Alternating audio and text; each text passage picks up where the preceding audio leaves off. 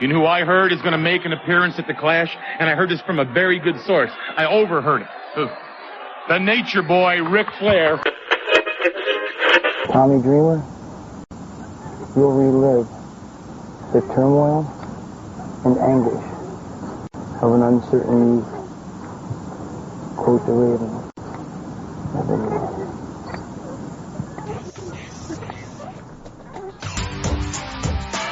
Hello, my name is Bob Bamber and welcome to the Wrestling 20 Years Ago podcast. We're going back in the time machine to January of 1995 for part 2 of this month's edition of the Wrestling 20 Years Ago podcast. Part 1, which you'll probably already have heard, but we've not taped yet, is going to be covering the WWF, basically the Royal Rumble. And this half, basically the other half of the January 95 show, we're going to be looking at ECW, which we're going to kick things off in a minute, and at the second half of this bit, we'll be talking about WCW and the Clash of the Champions. I'm being joined first of all for the ECW segment by Del Muir. Del, good evening. Hi, Bob. We're going to start with the news for ECW and WCW from January. Del, kick us off. Yeah, starting this month, Bob, at WCW, I actually seen the TV return of Ric Flair this month. It was announced on an episode of Saturday night just before the Clash of the Champions, but he simply walked out during the middle of the Clash itself, took a seat with a couple of girls in the floor section of the arena, otherwise wasn't really featured on the show. He's been off TV since quote-unquote retiring back in October after the feud with Hogan. While it is expected he will eventually return to the ring, this wasn't alluded to thus far. It's speculated Flair's return to the ring is going to be in May at Slamboree, and the rumour is that he's going to be teaming with Vader, going up against the team of Hogan and Savage. Jean-Paul Levesque, seen as one of the big future stars in WCW, handed in his notice to the company this month, leaving for a contract with the WWF. It said that Levesque turned down an offer of between $1,500 and $1,800 per week with WCW in favour of an offer without guaranteed money from the WWF. It said he cited the track record of the two companies in creating new stars in a decision, despite WCW wanting to pair him with Lord Steven Regal and give him a tag team championship belt. It said that Eric Bischoff was fuming over his lack of loyalty, believing he took him from nothing and got no thanks in return. Levesque jobbed to Alex Wright during subsequent TV tapings, but balked at the idea of losing to Sting on WCW Saturday night.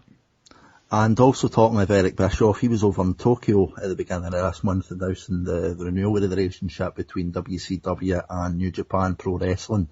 It was in front of over 60,000 fans, and the deal itself is set to include TV programming as well as talent being shared with the two companies. It's thought New Japan are going to be sending over talent for WCW's upcoming Cruiserweight tournament. Sabu, the ECW wrestler, was also a topic of discussion.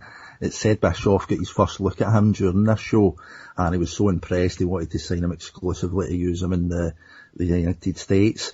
Sabu has reportedly turned this deal down, but many are surprised that Bischoff hadn't offered terms to Sabu already before he agreed that deal with New Japan last month, it was reported, and more so it could actually be the first time that Bischoff's even seen him wrestle. WCW Clash of the Champions 30 emanated from Caesars Palace in Las Vegas with a largely uneventful show, despite Ric Flair's comeback. There were no title changes on the show, but these had happened earlier in the month as Harlem Heat defeated Stars and Stripes for the tag team titles in a match taped in December that aired on January the 14th. And, perhaps as a goodbye message to the Honky Tonk Man, Arn Anderson defeated Johnny B. Bad at the first available opportunity on the live January the 8th edition of WCW Saturday Night. Back at the Clash, Alex Wright defeated Beautiful Bobby. The Guardian Angel turned heel and renamed himself Big Bubba while special guest refereeing between Sting and Avalanche. And Hulk Hogan and Randy Savage defeated Kevin Sullivan and The Butcher. More on this in the second half of the show. And over at ECW, could possibly see the worst match in their short history this month. It took place between Shane Douglas and Tully Blanchard. They fought to a 43-minute time limit draw. It was billed as 60. But 43 minutes, those two went. It was so bad that during the match, the fans were actually chanting, "We want bingo," and who booked this crap? Some even turned their back on the match, and the Public Enemy duly ripped on the quality of the match during one of their promos later in the month. Blanchard is with the company as a bit of a continuance of the Shane Douglas and Ric Flair feud. The idea at ECW being that Douglas can have this feud vicariously with Flair Flair's peers. Barry Windham was also contacted about doing something similar, but due to the ongoing lawsuit he's got with WCW, wasn't able. In other ECW news, the company did over $7,000 in merchandise sales recently. It was in their short two-show tour of Florida. It was an immense return on the combined gate of just under 1,000 people, but they were meant to be said to be mainly videotape sales. There has been lots of concerns internally in WCW regarding the current use of the hotline, specifically pertaining to the name-dropping of certain talent with a view of implying that they could be arriving in WCW. Names mentioned on television in the last month or so regarding the hotline include Roddy Piper, Bret Hart, Yokozuna, Lex Luger, Jesse Ventura, Jim Ross and others. 4 of those names are very much still with the WWF, although Luger's contract did expire this month. And a couple of smaller WCW news stories to wrap up. Firstly, expect the Steiner brothers to return to WCW shortly, anticipated to be at WCW's March pay-per-view called WCW Uncensored. It's also expected that from May onwards they will be raising the price of their pay-per-views from $24.95 to $27.50 to better justify Hulk Hogan's cut. The birth of the Raven! Raven? You suffered a minor setback last week. Yeah. You know, there are 12-year-old kids in crack-filled stupors. Parents are abusing their children. We've all had that happen. Did you ever wake up with a stack of cardboard boxes for a pillow? No. And a newspaper for a blanket? No. Then do not let it happen again. I'm sorry, it won't happen again. I want elimination by any means necessary. Yes. Quote your Raven. Nevermore. And we're now on to the ECW part of the show. Del, pretty much handing over to you. You've got all the TV notes and all the match reviews, so far away. A couple of big things in TV this month, Bob, but we'll start with just before going through a full TV review of the month. Following up for last month in December, we announced that Steve Richards had claimed that he'd made a discovery of Scott Levy, the former WWF manager Johnny Polo. True to his word, the Raven character was introduced to ECW this month. It was played by Levy. It was followed up by a couple of strong promos during the month that we'll be hearing interspersed in the show, and it looks as if he's going to be starting a rivalry with Tommy Dreamer. At this point, two have still to meet, and Dreamer's reaction still to be heard on the TV show, but it does look to be a promising rivalry that's going to be starting soon. And next, the Bad Breed, Ian and Axel Rotten. They recently lost a match to Jason's Pitbulls for the outcome of the match, which forced the losing team to split up. Got a match review coming up for it in a little while, but after their loss, Ian would attack Axel, leading to a feud between the two brothers in the near future. And after our fellow horseman Arn Anderson appeared last year, Tully Blanchard appeared on Hardcore TV this month. He was embroiled in a feud with Shane Douglas and received a match with the franchise for the ECW title, which we heard about at the start of the show. It's still to air on TV, but after the reports of the live audience, it appears we might not be seeing that anytime soon. Douglas would then cut an exemplary promo aimed at Blanchard that we'll hear later on, criticising his hypocritical comments decrying the actions of the Horsemen in the 80s and claiming he, Chris Benoit and Dean Malenko are the best example of the legacy left by the WCW faction. And lastly, Mikey Whipwreck celebrated his first anniversary as an ECW competitor this month. He would renew his rivalry with former TV champion Jason, whose newest asset is Mikey's first ever tag team partner, Paul Lauria. Let's get some shout-outs, Rocco. Oh, yeah, Johnny. First of all, I'd like to make a shout-out to our good friends, Sapo and Taz, the two bums that could never beat the Public Enemy. Shout-out! And second of all, let's give a shout-out to the crippler, Chris Benoit, and the shooter, Mr. D. Malenko. They don't mind being the second tag team in the ECW, behind, of course, Public Enemy. Right. Shout-out! Oh, Johnny, I'd like to make a quick shout-out to all my friends down at Titan Towers, because every week they be talking about us. God, every single week they be saying good things about us, because they keep saying the new generation, and everybody knows the new generation must be the ECW. Thank you, Vince. Hey, Rocco, let's give a shout out to our good buddy, the franchise. Mr. Shane Douglas. Yeah, for not only torturing Tony Blanchard for one single hour, but all them ECW fans for one single hour. Oh, Mr. Franchise, please call a public enemy to get the job done. Somebody do the job. So on to the TV review proper, starting on the 3rd of January.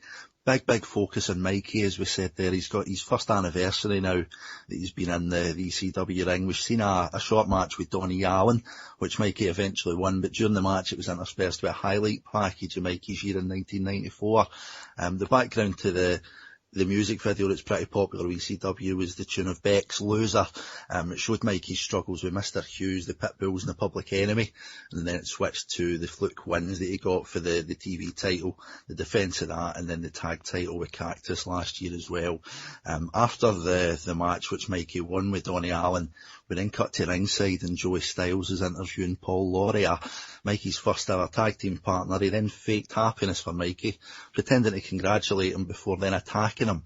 After Mikey had got the worst of Paul Lauria, it was then revealed that Jason had actually signed Paul Lauria to his stable. And on to the 10th of January, start the show with, as we alluded to in the news, Steve Richards at ringside with Joey Styles. He introduces his new character, the Raven.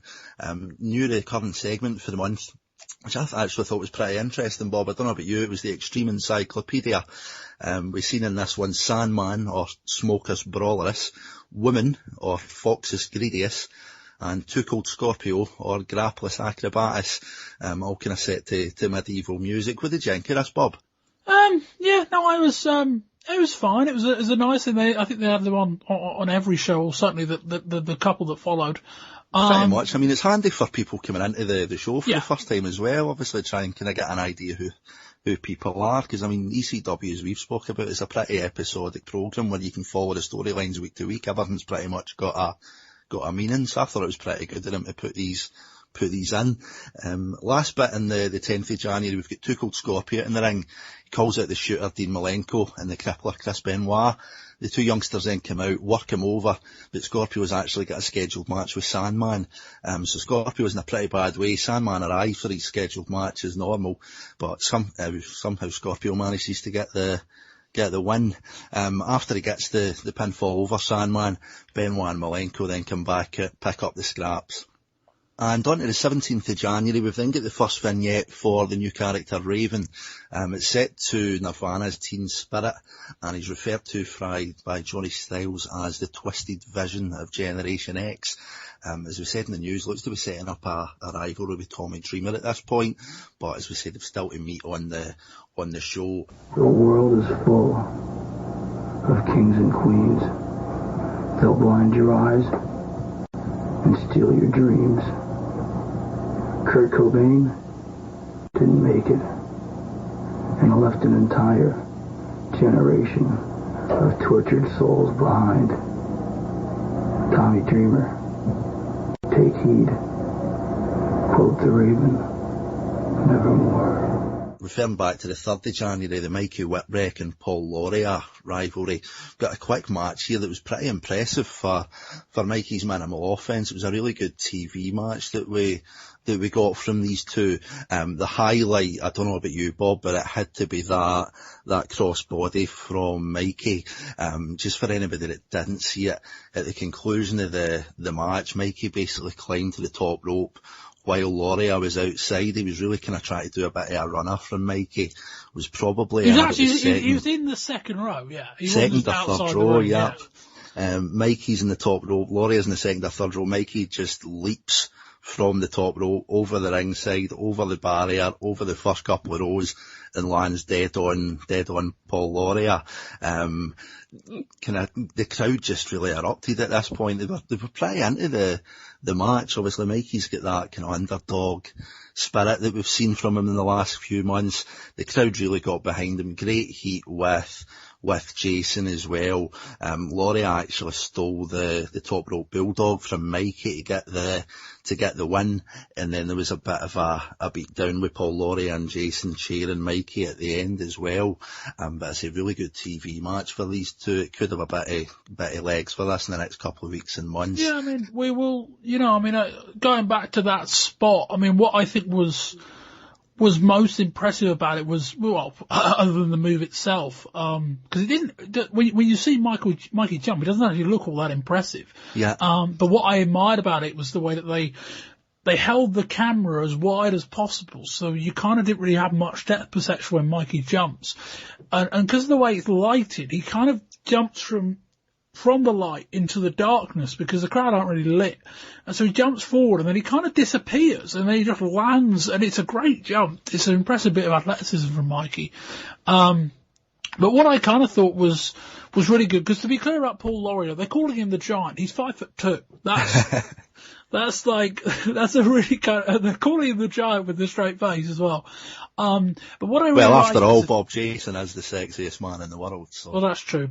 But more kind of the point is that they're calling him the Giant, but he is 5'2". But the kind of the best part of it is that they clearly kind of looked at Mikey and gone, okay, and to underline as well, that January 3rd show is some excellent work kind of recapping Mikey Whipwreck in 94.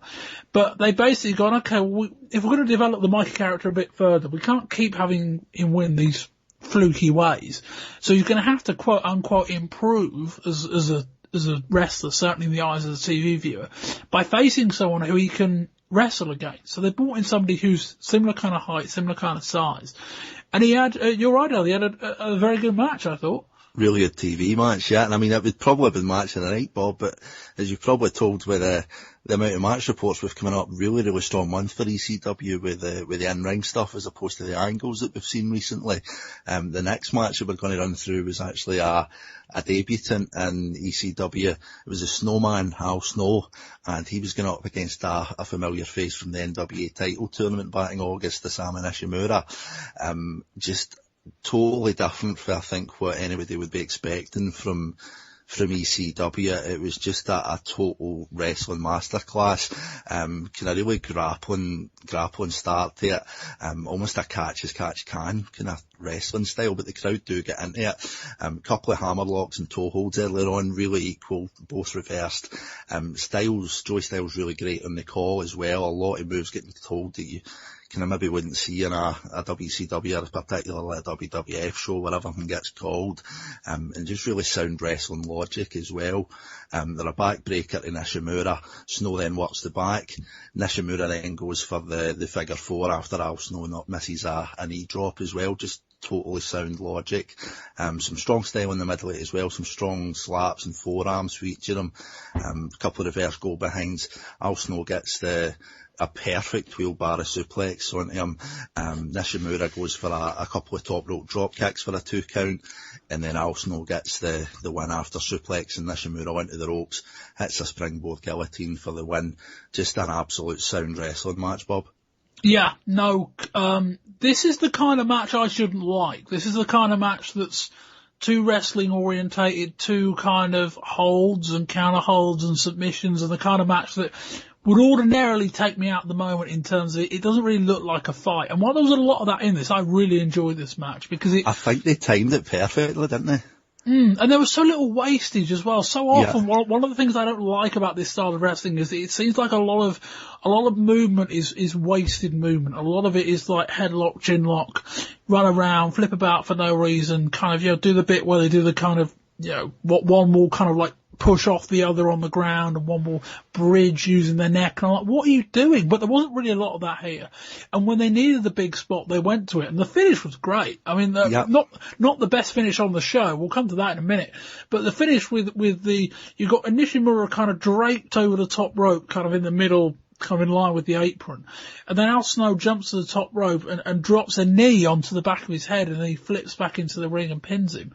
That was really good. And Al Snow's a guy who apparently has been around for a while on the indie scene without really making a name for himself. Yeah. Reminds me a little bit, Dale, of the 1, 2, 3 Kid.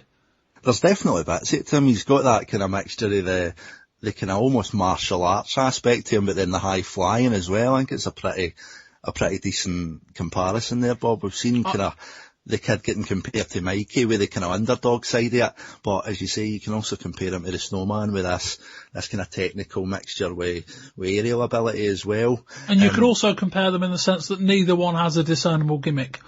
Well, yeah, that kind of, Al Snow's got that kind of, the gimmick itself is no gimmicks really in ECW. See, even Joey Styles introduced them at the start. We don't need any fancy nicknames. Al Snow is a wrestler and you're going to see him wrestle. They call him the Snowman, which can you imagine, like, if he ends up getting signed by WWF, he hasn't got a hope. He's called Al Snow. The awful gimmick is already there. Like, I mean, if he gets an offer from them, run a mile would be my advice, because he hasn't got a hope. But then again, if he goes to WCW, Bob, there's a tag team in waiting there, the Snowman and the Avalanche. That's true. Very good. Well done. Let's just hope he keeps it with ECW to try and make a better name for himself first, so he doesn't get landed with that in the future. But the next thing on Hardcore TV, again, the 17th of January, just get a quick Public Enemy on location vignette. Series can intersperse throughout the month, but this one's got Rocco and Johnny giving shout outs to the ECW roster by name, and then even gives a shout out to Vince at Titan Towers for realising that his new generation's actually in reference to ECW. Make of that what you will. As you were saying, Bob, finishes in the show, that Al Snow one was pretty good. The best one of the night though, and possibly the month, has to be the next match. It was the Bad Breed, Ian and Axel Rotten, as we said at the start of the show. They were going up against the Pitbulls. Just kind of cutting to the end of this match. It was a really decent TV match, but with the amount of reviews that we've got this month, we'll just skip to the end to let everybody know how that worked out, just in case you missed it. In the ring, pretty solid kind of fist fight really with these two teams. We've then got the finish of the match coming itself. There's a DDT in the middle of it as well, with a chair in the ring that looked pretty brutal. Both of the guys kind of bloodied involved in it as well.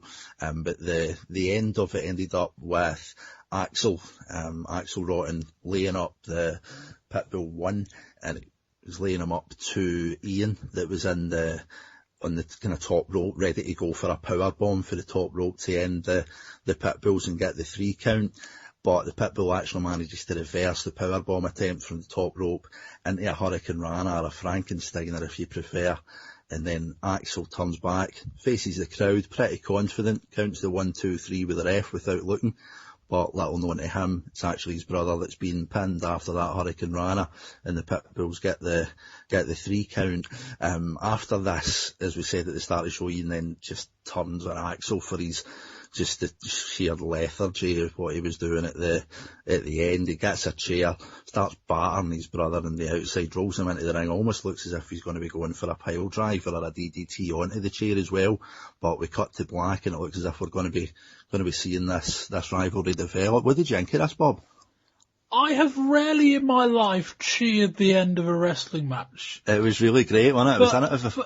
But when he turns to the crowd and starts posing, and you can see what's going on, I was beaming with pride. This was a phenomenal finish, just because he didn't turn around and the rest starts pinning, and he turns to the crowd and he counts to 3. Yeah. Like, this is immense. I mean, whoever came up with that finish, like, just never book a wrestling show again, because you're never going to get as good as that. It was just great. Perfect. Yeah, I mean, we've spoke about this 17th show, Bob. I mean, people tuning into ECW for the first time after the stories of the Sandman Dreamer stuff and the Extreme name. It's just been a total fresh air here with the Al Snow match. The finish to that Bad Breed Pitbulls, as you say, was epic. It sets up another rivalry. It was just totally out of the norm. And as I say, it's definitely a month of ECW that maybe most people wouldn't be expecting. The amount of kind of good finishes, the strong wrestling in the middle of it, the storytelling is good as always. Just a brilliant in-ring month for ECW in January. No, I mean, one thing I'd kind of say is that we look back at previous months and we praise them, and rightly so, but what we're often praising is the odd great angle, you know, the Douglas promo when he threw down the title, or, you know, any of the things that really happened with Sandman and Dreamer. We were often calling great TV, what in reality was some very good stuff, but with excellent moments. What I think this month was more than any of the last kind of 5 or 6 we reviewed was that there was nothing especially special about anything in any of these shows, really.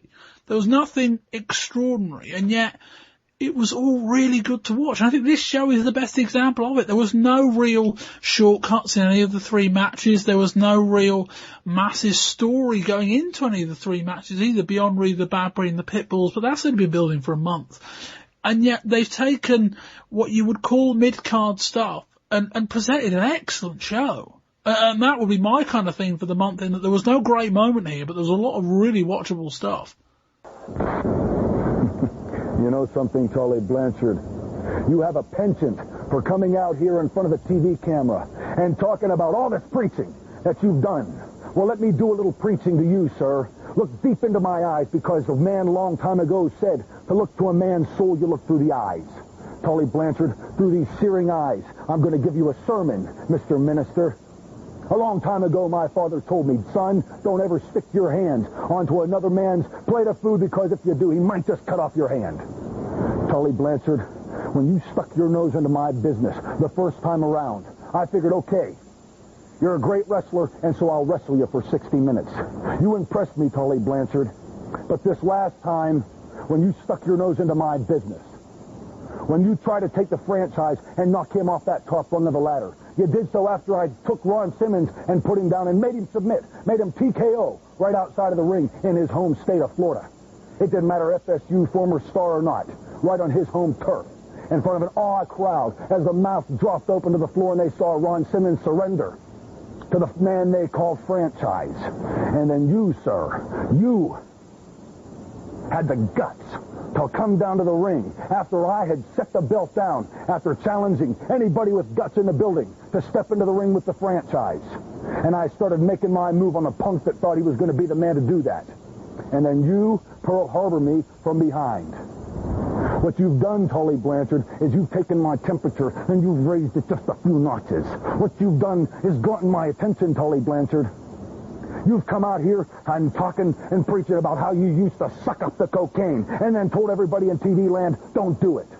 And you talked about how you drank until you couldn't see straight and then went on TV and told everybody, don't do it. And then you talked about how you'd go and fuck women out of the bars. And then you came on TV and said, don't do it.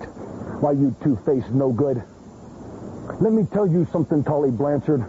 If you take a look around me, the spectacle that they call the franchise, the man that wears the gold, the world's heavyweight champion, is not about to relinquish this addiction just yet. The addiction known as the world's heavyweight champion, the ECW, world's heavyweight belt. I've got it coursing through my veins, Tully Blanchard, and I'm not about to give it up now. You know, it wasn't just too long ago that I was a rookie, sitting back in that dressing room, and I used to watch on the monitor and think to myself, what would it be like? What would it be like if Tully Blanchard and Arn Anderson and Ric Flair and J.J. Dillon and all the rest of them saw what I had deep inside, saw the seed, the plan that I had planted deep in my head to be the very best in this sport one day? Would you have dumped me like you've done to so many people in that ring in your past as one of these?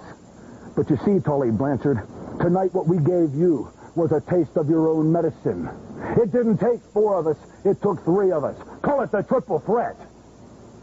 Chris Benoit, Dean Malenko, and the franchise, Shane Douglas, took you at your very own game, at the Horseman's very own game, and we gave you a taste of your own medicine, Tully Blanchard.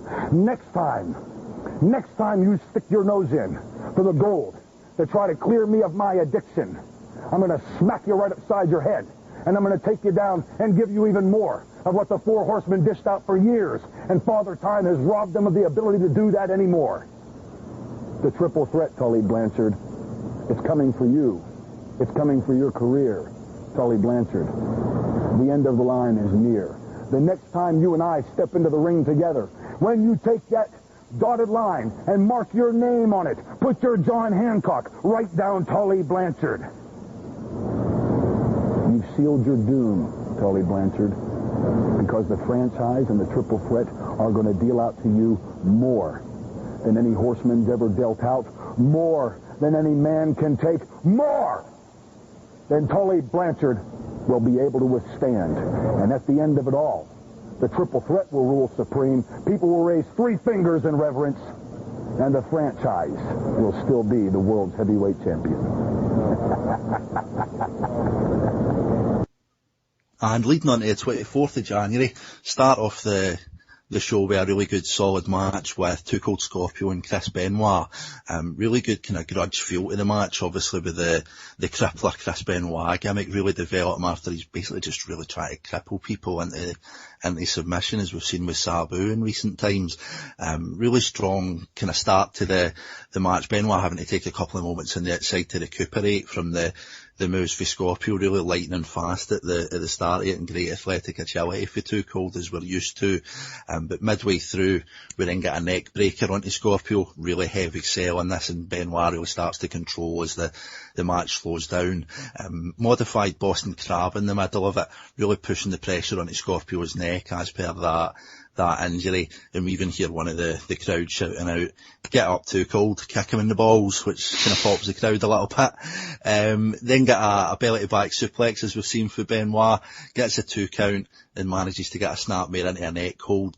But again, another beautiful bit of manoeuvre in this month. After the neck holds on Scorpio for Benoit, he kind of reverses it almost into like a Pele overhead kick that you might see in football or soccer. Really nice move, and starts to kind of get the kind of baby face back into the match. Benoit tries a couple of suplexes, gets Scorpio, but Scorpio is really building that heat back up and gets a couple of splashes for the top rope, and then a standing 270-degree senton onto Benoit as well. Couple of 2 counts from each guys. Benoit gets another couple of suplexes. Too Cold then gets a leapfrog, hits a bit of a mule kick, and then crotches Benoit on the top rope. Hits a decent super kick. Scorpio goes for the tombstone, but Benoit reverses it into a tombstone of his own with another 2 count, and after all the false finishes, the crowd really start to heat up. Benoit goes for a back suplex, reverses it from mid-air. It was in the turnbuckle. Scorpio manages to reverse it into a crossbody, gets a 2 count again, and then a lovely moonsault for Scorpio as well onto Benoit on the mat. Later on in the match, Scorpio goes for the roll-up, but Benoit sits down on it, manages to get the 3, and another solid match for the month, Bob. Yeah, I mean, not much to add in terms of, there wasn't much incident or anything to majorly discuss, but a very, very good wrestling match this. Yeah, just another one good for the month. After the match itself with Too Cold and Benoit, got another review of that Raven vignette from last week, but we've then got his first promo of the month as well, detailing his broken childhood. The pain and suffering of a childhood lost. An empty swing, an empty promise. A broken dream, a broken home. It's strange how laughter looks like crying, with no sound. And raindrops taste like tears without the pain. Tommy Dreamer, you'll relive the turmoil and anguish of an uncertain youth. Quote the Raven.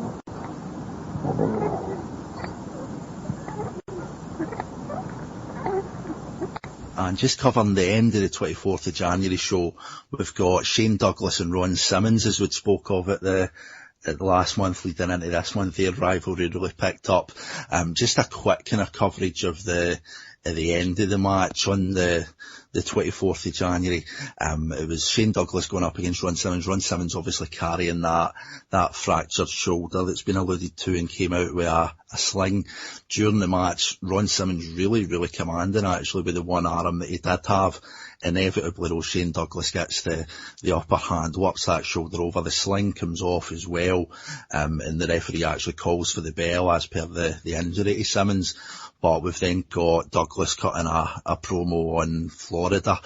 They were on tour at this point, cuts a promo on them, basically trying to get himself booed out of the building. The ring's starting to fill out with debris, but Tully Blanchard comes back out to challenge Douglas. Joey Styles and commentary really selling the fact that it's the old Tully Blanchard, the Tully Blanchard, the old fighter that comes out, and he absolutely goes to try and kind of kill Shane Douglas.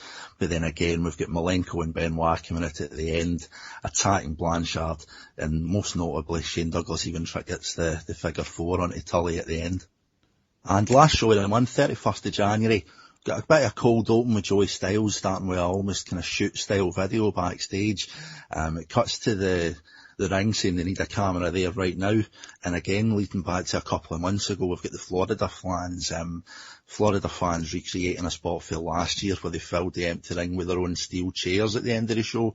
Harking back to obviously the times with Terry Funk and Cactus back in August, September of last year. And another couple of solid matches on the 31st of January. First up, we've got another tag team match between the Public Enemy and Taz and Sabu. It was the 4 of these guys going head to head in a really solid tag kind of brawl, as much as anything else as you'd expect for these 4 guys. They really managed to do it well with kind of keeping a couple of guys in the ring at one time, but then having a couple in the crowd as well. Really innovative stuff as we're used to from Sabu. Springboard leg drop to the outside. There's a springboard corkscrew moonsault onto Johnny Grunge as well. Rocco manages to come up and save his partner. We then get some of the extreme stuff with some frying pans getting used as well, and we even see Taz launch and Rocco rock into a fire extinguisher cabinet. Johnny Grunge is kind of bloodied up at this point, but they managed to get rid of Taz in the middle of the ring. Sabu manages to somehow take them both out with an Asai moonsault again, and then Taz gets back in to hit them with a couple of double Japanese arm drags as well. There's a lovely standing moonsault to Rocco Rock from Sabu. Again, Grunge then makes the save for his partner. Again, suplexes from Taz, just as good as you're going to see anywhere else. Manages to nail Johnny, nail Rocco, but then we've got 911 on the outside with Paulie as well. 911 manages to get a hold of Johnny. Taz looks for a top rope suplex on him, but Rocco tables him. He gets him kind of flying through the table. It looks like a pretty messy bump. Sabu then goes for a rolling senton onto Johnny on the table as well. Rocco actually manages to get the pin on Taz. The bell rings, but then 911 comes in, chokes out the ref. Rocco Rock tries to kind of hit 911, chop the tree down with a couple of chair shots. 911 just no-sells them, choke slams Rocco as well, choke slams the referee, and we get another solid promo from Paulie Dangerously at the end. Yeah, I mean, my only real, I have criticisms with this match and the Cactus Jack match and Sandman match that follows being on the same show, because they sort of kind of took away from each other, both being in such close proximity. But this is a really good brawl, a really good tag team type brawl with a lot of weaponry. The only real criticism I'd have would be that the finish with Rocco Rock kind of punching Taz off the top rope off the turnbuckle through the table kind of looked a bit weak in that it almost felt like they were trying to sell the table spot was the bit that knocked Taz out rather than the punch. The punch didn't look very strong. But other than that, a really good brawl. Sabu's fantastic, but we know that anyway. Yeah, I mean, just the gall, the idea to go, yeah, while we're finishing the match in the middle of the ring, I'm just going to do a springboard senton over the top rope to the outside, through Johnny Grunge, through a table. Just like the idea of that. But this was a very, very nice walking brawl.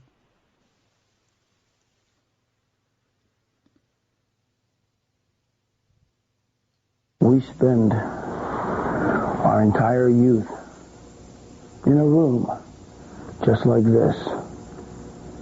Childhood, supposed to be a time of bliss, a world of knowledge opened up before you. Unless, of course, you're different. A misfit, an outcast. And then what should have been a glorious memory becomes a hideous scar. that refuses to fade. You can deny it. You can hide it. You can repress it. But ultimately, Tommy Dreamer, you can never forget it. Tommy Dreamer, you will return to the inescapable horror of the classroom of your youth. Except this time, you will not graduate. Quote to Raven, nevermore. And the last match for the month, False Count Anywhere match between Cactus Jack and Sandman. Right at the start, we really don't get a minute to catch our breath. Cactus is out with a metal trash can, levels the Sandman, pretty much wrecking the trash can itself, then grabs a chair, batters Sandman on the outside with that, rams him into the post, then gets him into the ring. Sandman's just laid out at this point.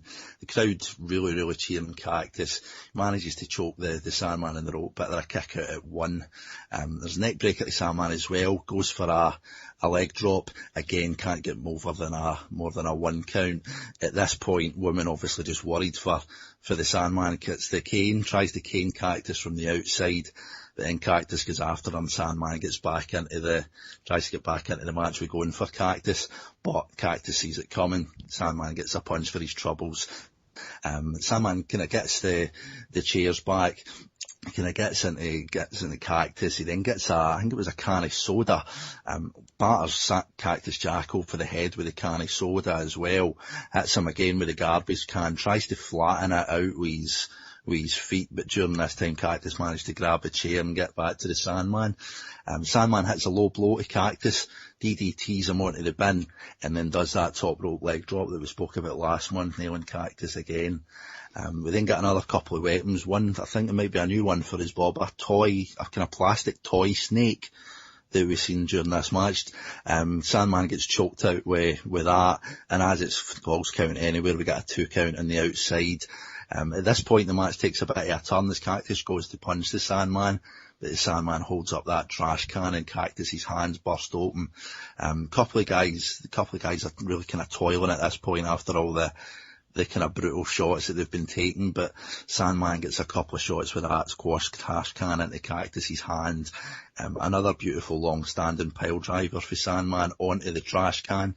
And then at the end of the match, we see Cactus managing to get a comeback and does that elbow that we've really missed in the last couple of months that he was with WCW, that trademark elbow off the apron out to the outside for the win. Manages to get the Sandman pinned at ringside after that elbow, but his hand is really bleeding at this point. The match is closed. We've got women coming in again, tries to cane Cactus, but Cactus gets the cane off her.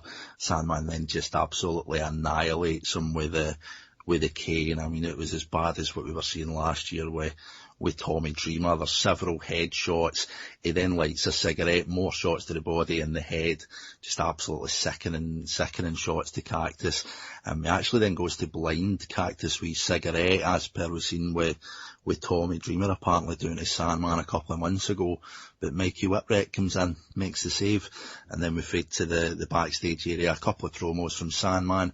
Women, they just look maniacal and deadly. We then get another solid Cactus Jack promo in response to that, heavily bandaged up, and he's saying that he's seen the Sandman as more of his protege, but now he doesn't care anymore. As brawls go, that's about as good as it's going to get in that kind of environment in terms of two guys, and Sandman's he's not a very good worker at all, actually. And Cactus Jack is at best an excellent brawler and a good wrestler. This was excellent. I mean, there's no real way of dressing it up. I mean, the trash can early on and the innovative, I mean, they bent the crap out of that trash can come the end of it, and the amount of times they hit each other with it. And all the innovative spots, women added to the match. They just worked so hard. That was, I think, what was so impressive. It wasn't necessarily great action. It was two guys who were just like, we're just going to beat the living crap out of each other. And in the end, that was probably the best match of ECW this month was probably that one. Yeah, I mean, looking back at the full month as well, Bob, I mean, we spoke so much about the storylines and the angles that the ECW has been producing, and I think a lot of people sometimes look at the wrestling as maybe a bit of an after effect when it comes to ECW, but this full month pretty much in every episode you're going to have 1, 3 or 4, maybe even greater 3 or 4 star match, and everything's just been really planned. As you say, that stuff with Cactus and Sandman, there was the spots with the trash can, obviously with the fan involvement, there's only so much you can control, but they've done the absolute best with the stuff that they had, whether it's bacon trays or toy snakes. The stuff with Cactus's hand, again, it was just really solid wrestling logic. The end of it was really well built up, and those couple of promos at the end just polished it.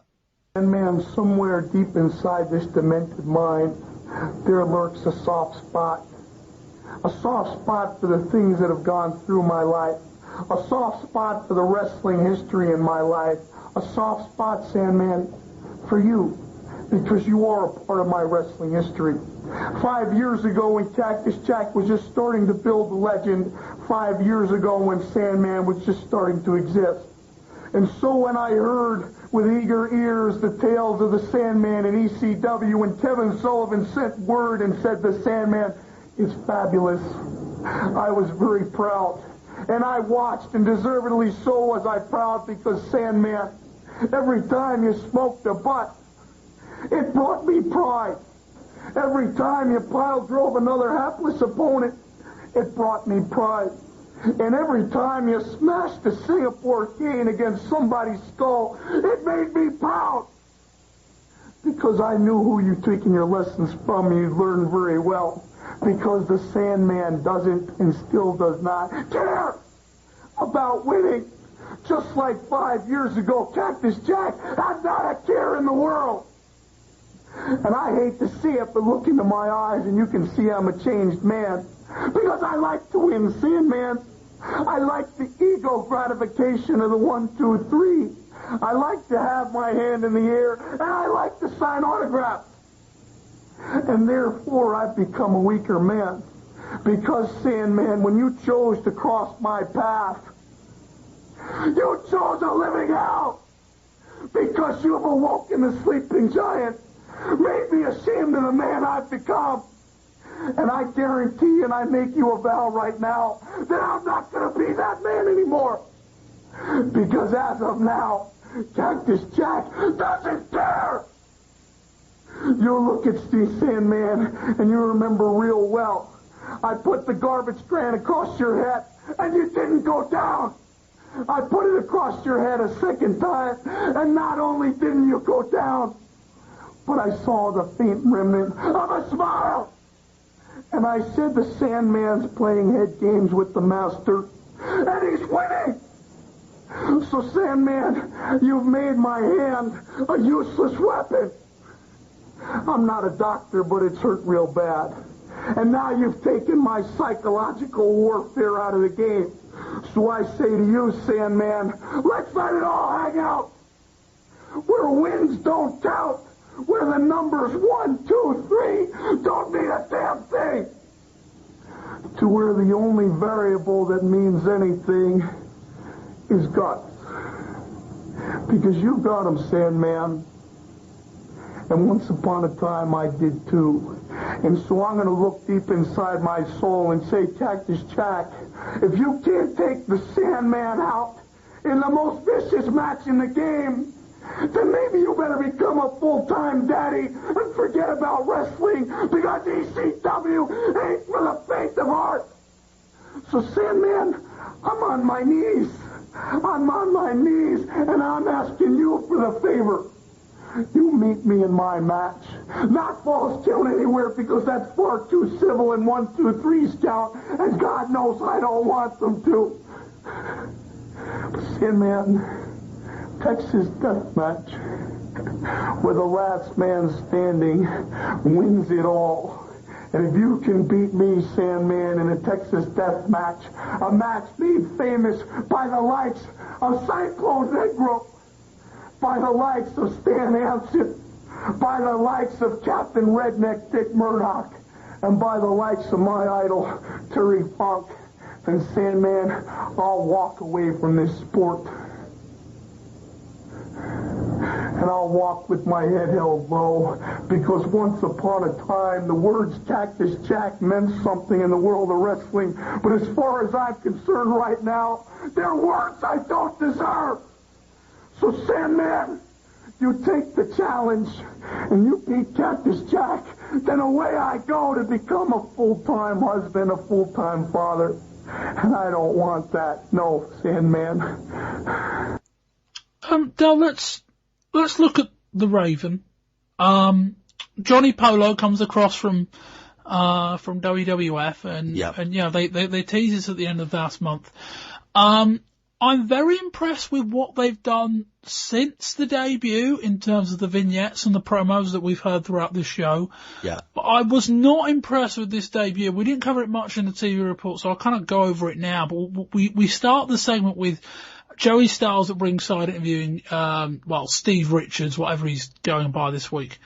And for me, this should have been a very short, very sweet setup promo that simply set up the debut of the Raven, and it went on way too long. It went on so long that the ECW fans in the ECW arena started and burnt out on a 911 chant. That's how long this promo was. Richard's talking about how this was the greatest thing in ECW ever, like more important than the moon landing and what named one of the presidents, I think, as well. It went on way too long, and the Raven comes out and cuts this very nondescript promo, but that bit's I'm alright with. But then they follow it up with the match, which was Richards against Hack Myers. A match so bad that the crowd chanted, "You both suck," during the match, and at the end of the match they chanted, "You still suck." And the match ended with Raven got in the ring, apparently loaded up his boot. I don't know how you load up your boot. It's preloaded. He seemed to kick his boot on the floor, and the idea was that now it's loaded. I don't know what that means. nailed Myers in the back of his injured neck with the referee's back turned. Richards picks up the pinfall and they walk off. That bit I didn't think was very good, but since then I'm quite impressed with what they've done. The story seems to be based on these vignettes so far. So he's coming in and he's going to feud with Tommy Dreamer, and based on the promo cut in the classroom, I'm guessing the idea is that there were school friends that Dreamer maybe, in theory at least, used to bully or whatnot, and now Raven's come back and is going to get his revenge. Is that the impression you get, Del? I think pretty much. I mean, we've seen when Tommy Dreamer came in, he's obviously changed that a little bit now with the stuff with Sandman, but he's got those looks. It's as if it's maybe built up that maybe Tommy was the one that got the girl and Raven was the Raven was the outsider in the school. He's definitely got a bit of a troubled history there. I think this guy, I mean, just a couple of promos that we've seen, it's almost like a kind of preacher that he is. He's obviously doing a lot of the quotes back to Edgar Allan Poe and things like that. But there's definitely a dark side to this guy, and it's just really intriguing to see what Tommy Dreamer's response to this is. What do you think of the debut in terms of that opening segment? I think it could have been. It's not a shit all over it. It wasn't that bad, but I just thought it wasn't bad. I mean, he's definitely got legs, that character, and I think when you see it in the kind of pre-tape promos and the vignettes that they were running, this is somebody that's really, really intriguing as a character. I mean, look back at the last guy that we've seen coming in for WWF, Bob, when we've got Matt Bourne last year, and it turned into the Born Again situation. Again, that could maybe have went longer than it did if they'd managed to get a more regular occurrence off him, but they've just got this knack of bringing in guys that, I mean, Johnny Polo just strutted about with curly hair and kind of awful suits with a polo mallet and hung about with the Quebecers coming out singing their song. It's just a total cartoon New York thing, but then when you see him now, it's almost unrecognisable. I mean, I just think that debut, it was almost as if it was more about young Steve Richards than it was about the Raven. Imagine what they do with Al Snow. If they can do that with Johnny, just imagine what they'd give to Al Snow. But when you've got a wrestler like that, I mean, Johnny Polo was never really anybody that we'd really seen much of, unless you'd seen him like Scotty the Body or Scotty Flamingo. Raven, we don't really know that much about him, but seeing that match with Al Snow in the middle of the month, what they could do for him if they wanted to give him a gimmick, they just seem to have that creative knack in ECW where everything just seems to turn to gold. Yeah, they just seem to be getting most things right, and other than the odd exception, they're hitting 9 out of 10, and that's a pretty good return, that, you know what I mean? And, the Raven thing might have started a bit dodgy, but they've hooked me enough with these short little promos. They haven't overdone it too much, and they're kind of just slowly bringing in, his kind of motivation, and Dreamer hasn't responded yet at all. Very excited to see where this leads. Anyway, that will wrap up this part of the show. Del, thank you very much for joining me this month. Thanks, Bob. You're on Twitter? Yep, Twitter, del_Muir, MUIR, and obviously check out the blogs on the wrestling20yrs.com site as well. I was going to say, you've written a few this month. Just talk us through a couple of the ECW-centric ones you've... Yeah, battering them out. We've got a couple of ECW that's one with Cactus Jack and Mikey Whipwreck. I'm just going to focus on Mikey's 1 year anniversary, the rise that he's had, and just the stuff that Cactus Jack has been doing, how he was maybe misused in WCW going back to last year, and then what he's been doing in ECW since he arrived as well, and as you said in the title, Bob, really turning water into wine. So a couple of reads there for ECW, but also some more generics, modern day stuff as well. And I know you've started, or at least done, your end of year 1994 power rankings. That's going to be something we're seeing more often. Yeah, we've got the Power 25 for 1994, and then going forward monthly, we'll probably focus on maybe a top 10 monthly, and then again culminating in a review in 1995 with the Power 25 again. But we can see how everybody got on last year, judge it with the month that we've got upcoming as well, and then keep your eyes out for the Power 10 coming in from monthly. Splendid. That will wrap up this part of the show. We'll be back after this clip, and we're going to be reviewing the WCW Clash of the Champions. You know, 1994, it's history, it's in the past, and we can't bring it back. But one thing's for sure is that the past and the future go hand in hand. And I can't think about 95 without thinking about 94. Bottom line is, my character had been questioned many times in 94. But since the time that Nick Bockwinkel took my handcuffs, my nightstick, my uniform, to the time I beat the dog out of Harley Racing Vader in that ring right there, I've answered each and every question, each and every challenge with every man, woman, and child that believe in me. That's why I can stand right here in the present and talk about the future. 95, the future of the Guardian Angel. The future of World Championship Wrestling, because the best wrestlers in the world are coming right here to World Championship Wrestling. Men like Macho Man Randy Savage, Hulk Hogan, Vader, Harley Race, Avalanche, Butcher, and there's only one man that's big enough, fat enough to answer the challenge, and you're looking at him, the Guardian Angel. But one thing's for sure, in World Championship Wrestling, the Guardian Angel is going to be making some big waves, and there's going to be some people serving nothing but hard time. Woo!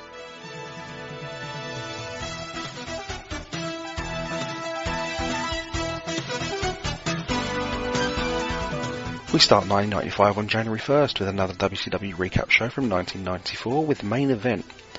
Bobby Heenan questioned given the fans a choice of match voting, describing it as dangerous. The only first-run match between Dustin Rhodes and Beautiful Bobby Eaton saw Colonel Robert Parker and the Blacktop Bully watching from ringside. Noteworthy perhaps was then Rhodes on commentary calling Dustin Rhodes in line for a WCW World title. Dustin won with a bulldog for the clean victory. On January 7th for WCW Saturday Night, while minimal, it does look like they are turning Guardian Angel heel, with small changes to in-ring mannerisms and decisions. He says he's been questioned a lot in the past year and he's answered them all, and he's big enough and bad enough to answer the questions of the top stars in WCW.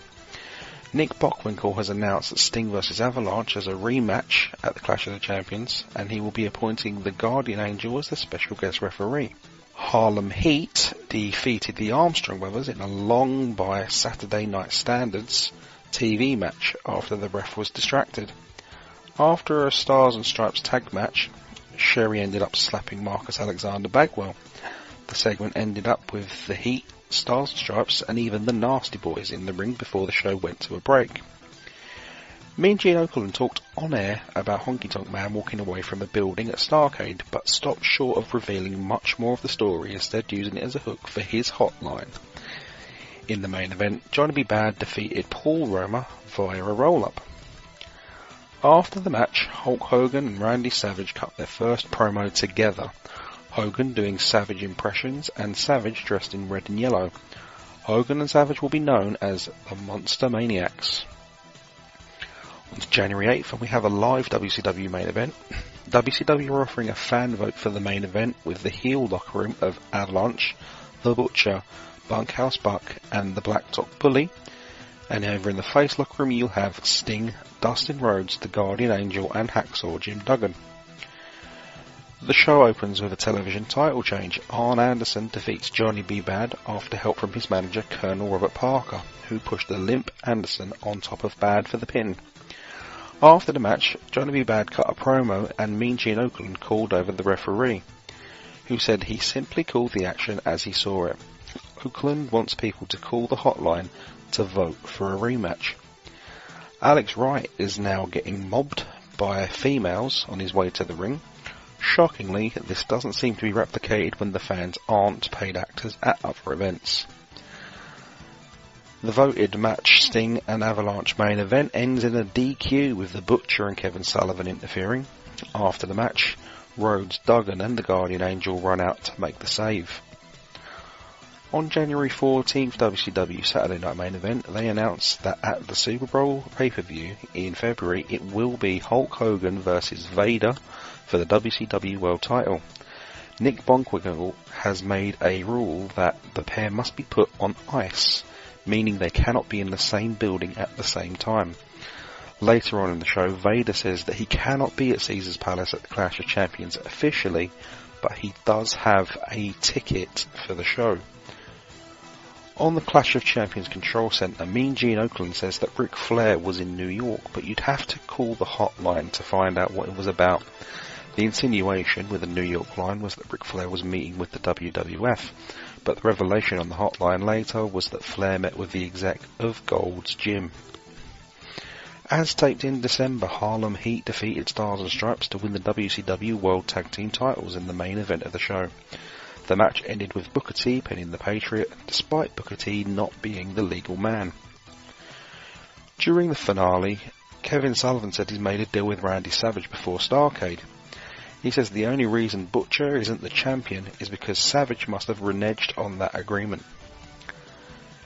On the 21st January, WCW Saturday Night, Bobby Heenan mentioned in the opening of the show that he had it from a very credible source that Ric Flair will be at Clash of the Champions. Mean Gene Okerlund would also name drop Jesse Ventura and Jim Ross for his hotline. On the main event of the previous week, Okerlund had also dropped Roddy Piper as a name.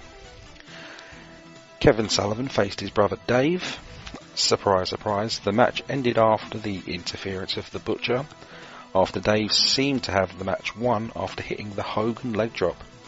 Butcher took a pair of scissors and ripped Dave's Hulkamaniac robe in half.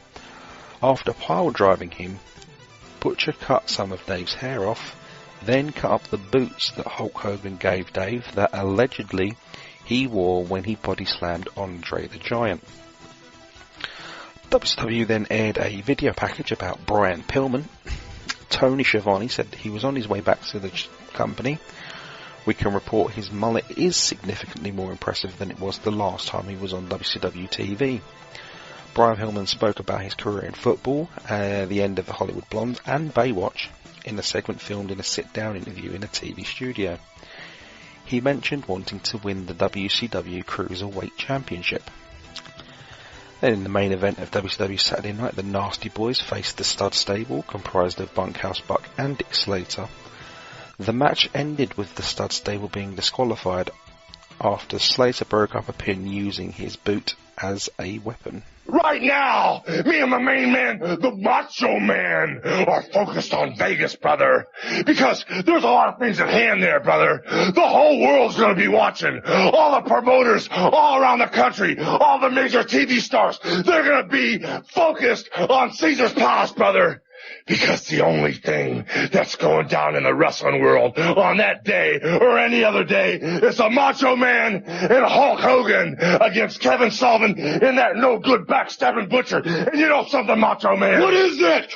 Vader Time has got 2 tickets at ringside, brother. And Vader Time and Hulk Time just don't mix, dude. And Ric Flair also said he's gonna be there. Unbelievable. I can't believe you guys are testing the Monster Maniacs like ya and putting our backs against the wall. Against all odds, you guys are checking us out to see what we're made of. job, yeah. And by using other people that aren't involved, cool people, people we like. Ric Flair, Beta, Pacha, Kevin Sullivan, you're all in the danger zone, yeah. Clash of the Champions, the Monster Maniacs are gonna be wild, boiling over. Yeah, we are. You know something, Macho Man? What is it? The way I figure it, Ric Flair is out the back door, brother, because Hulkamania has already put him in the pasture. He's already in retirement, dude.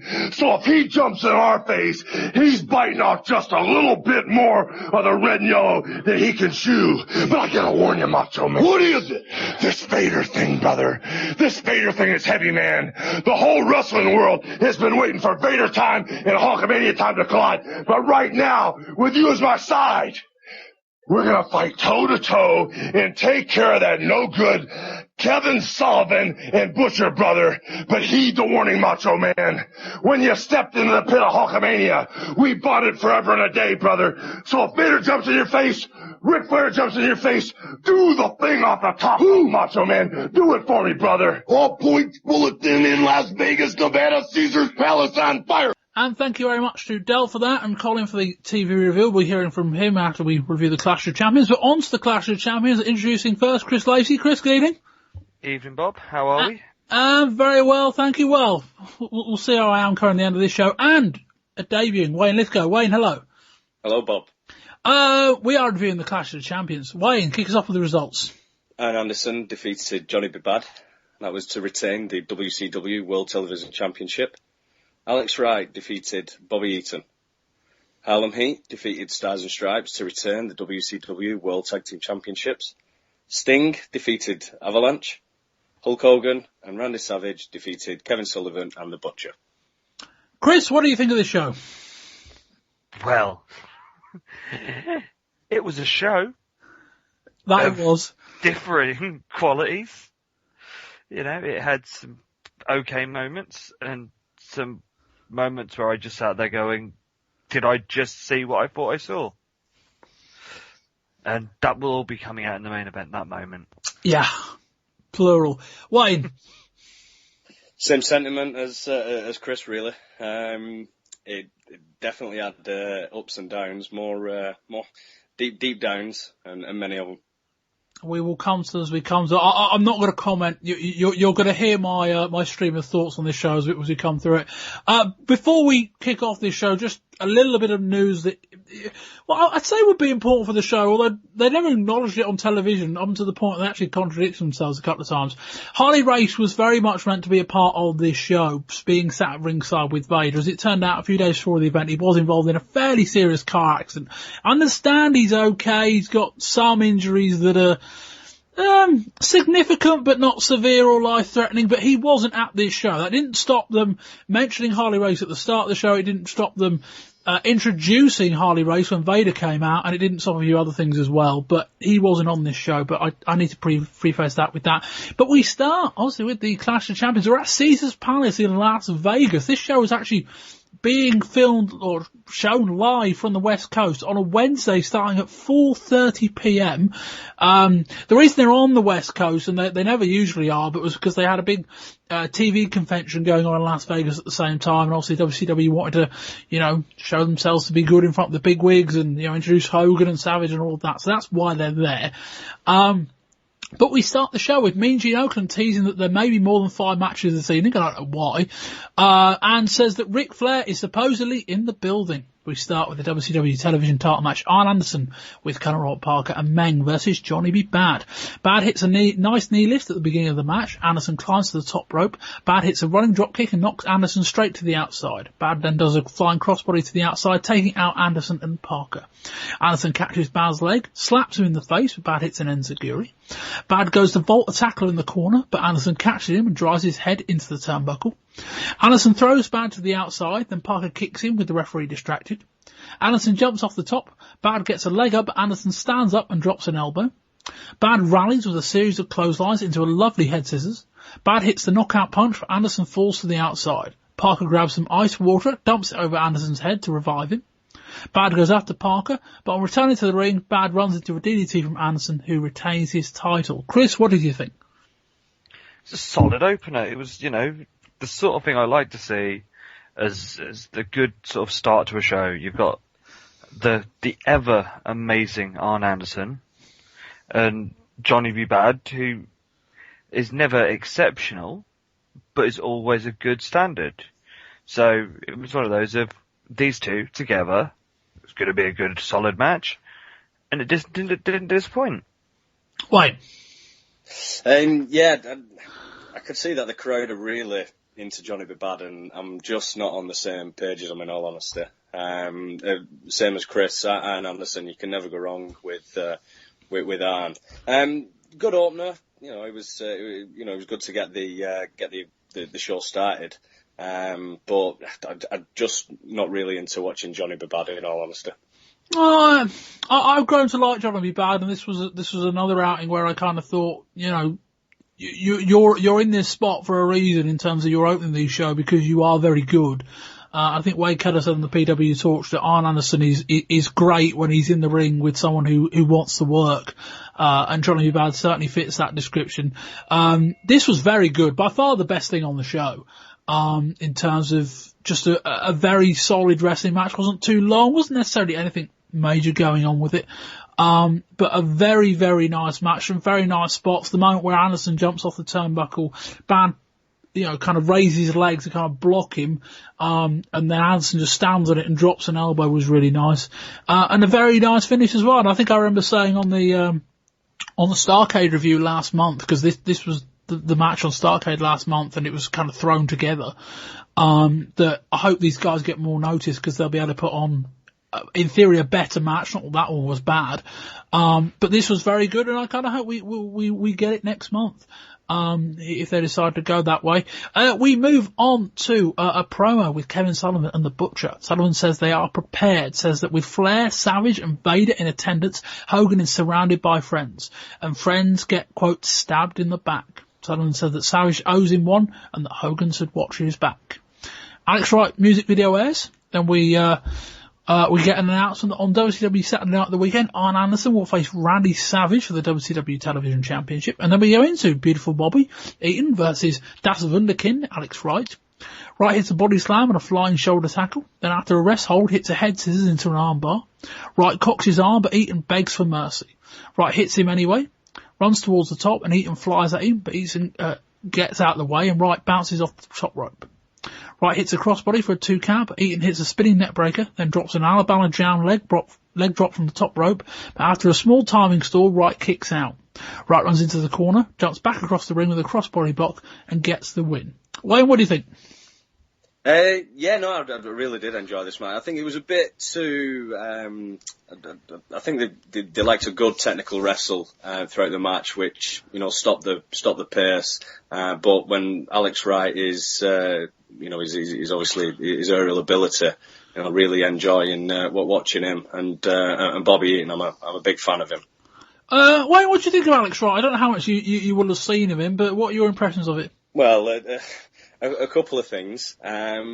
What was that video, for one? He likes techno.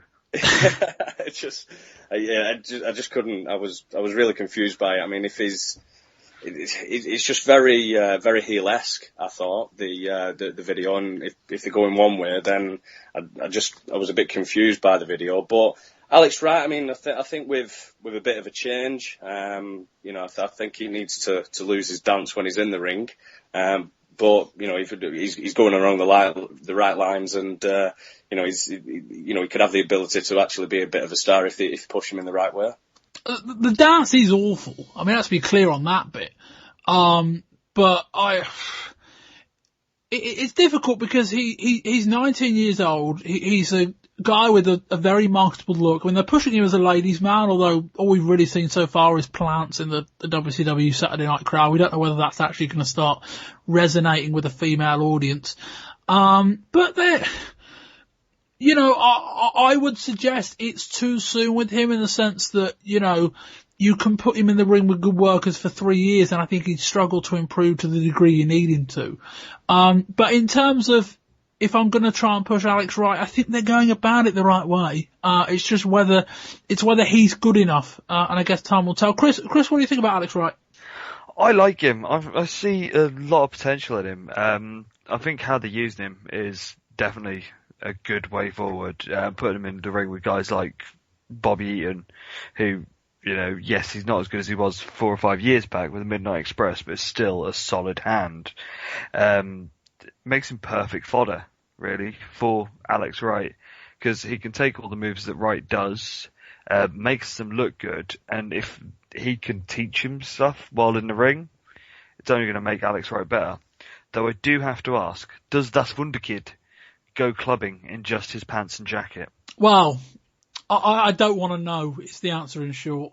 But no, I mean, my main concern with Wright is just that the approach is pretty good. Like the dancing thing, I can take or leave, but it's just whether he's good enough. It's just whether how long are you going to have to be? Because I think he's doing basic things wrong. I don't think he's a very good babyface, and I almost wonder whether he'd be better off being a heel, just because it's probably a fair bit easier being a heel to begin with, because you can get heat a bit more easily, and you're not reliant. Because that basic things about interacting with the crowd that I don't think he gets yet, or I don't think he understands, and more the point that because he speaks broken English, I think communicating with the crowd is going to be a problem as well, through his promos. Making him a dirty foreigner heel is very 80s. The Cold War's over now. We're not meant to hate the dirty European foreigner. Well, yeah, all right. But you don't have to make him a German heel like that. There are other ways of doing it if you want to be more clever with it. I don't know. But yeah, we'll see. We'll see how it looks. He's a guy they clearly want to get behind. They're doing the right thing with him. No pun intended. They're doing the correct thing. They're going about it the correct way in terms of, because his next year looks like it's going to be with Paul Roma. We'll approach that when Colin does the TV review after the Clash. So they're putting him in with guys who have been around the block, who can carry him to, because neither of his 2 matches so far have been particularly awful. But I just wonder whether we're going to be sat here in 12 months' time having him being in the second match of every pay-per-view and wondering, has he improved a lot? And that's something they're going to have to work on. Chris, what do you think of the match? I put it as my match of the night. It was good, solid. There was potential from Alex Wright to sort of go forward. Both men looked good, and nothing about it was kooky. Okay. We move on. Mean Gene introduces Vader, who looks phenomenal in a suit jacket. Amazing. My main takeaway from this point, because the story as we covered in the TV review was that Nick Bockwinkel has said that Vader and Hogan can't be within 200 feet of each other or whatever. And so as a result, Vader had to buy a ticket to get into the venue, which is fair enough. I guess it wasn't like it was a restraining order or anything like that. It was an order from Nick Bockwinkel to keep them apart. Why did Vader come out from backstage then, Chris? I don't get that. Yeah, that basic storytelling 101. Have him in the front row all night and have Mean Gene go to him in the crowd. Well, you don't have to. He can arrive halfway through, but have him arrive through the crowd and then have Mean Gene Okerlund go up to him and interview him sat in his seat. Yeah. A small thing, but I don't know. It's the kind of thing I'd like to be tighter on. Just that small thing. Vader says he's been looking for Hogan at the gym, in his, an autograph session, but Hogan seems to have been avoiding him. Anyway, we move on to the WCW World Tag Team title match. Harlem Heat, Booker T and Stevie Ray with Sister Sherry versus Stars and Stripes, Marcus Alexander Bagwell and the Patriot. We get a delay at the start of this match between the two teams coming out, and out comes Ric Flair, flanked by 2 ladies. Flair has cut his hair shorter since we last saw him. Flair has an interaction with Vader, but seems respectful and walks past him. He then hugs Heenan and takes a seat in the crowd. For what it's worth, we don't see Flair again during this show. Dave Meltzer speculated that something might have changed, and I guess had Harley Race been there, maybe they'd have gone through their plans entirely. But wasn't this a bit underwhelming for you, Wayne, bringing Flair back in such a kind of like middle of the show, didn't do anything else? It was like, what was the point in that? Yeah, exactly. Just come in, brush past Vader, sat down, got up, shake Bobby Heenan's hand, sat back down, and that was it. You know, if like you say, if you're going to put a microphone in front of Vader, then do the same with Flair as well. Yeah. Chris, have they brought him back too soon? If they're going to bring him back to wrestle, then yes. If they're going to bring him in, they could give him a statesman-like role, or put him on the announce team, then he's got a purpose for being there. I still think even in the latter scenario, I think he's about 5 months too early. But it's just having him turn up and sit in the crowd makes no sense for any purpose really of anything. You know, why is he there? Why isn't he retiring and sort of, you know, styling and profiling with, you know, the money that he has? It was poorly executed. Let's say that. It wasn't the superstar return I'd want to give to Ric Flair. I know they wanted to pop a rating. We're on live TV and all that, and they previewed it. They mentioned it the previous week on TV. I get all that, but it wasn't the tight execution I'd expect for a return like Flair. And I say it's not like he did anything. I could explain the rest if they teased something with Flair and Savage or something like that, but they didn't. Anyway. Stars and Stripes come out, and the match begins. Bagwell unloads on Booker T in the corner, drives him across the ring, but can only run into a knee.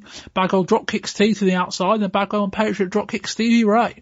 The Stripes whip Booker T off the ropes and hit him with a lovely high double arm drag. Booker hits a jumping scissor kick, but Bagwell rolls him through into a near fall. T hits a super kick to Bagwell after a distraction, as though to tag in Stevie Ray. The heels take control. Both Ray and Bagwell go for a crossbody block and clash in the middle of the ring. The match breaks down with all four men inside the ring. Sherry takes off her shoe and climbs onto the apron.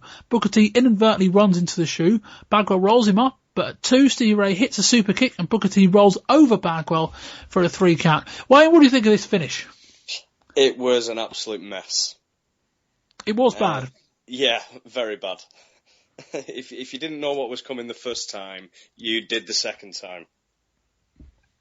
I mean, it wasn't even a great finish, but it was just so badly executed. That was the weird thing. Like, Sherry got on the apron far too soon, and Booker T almost like signposted it himself.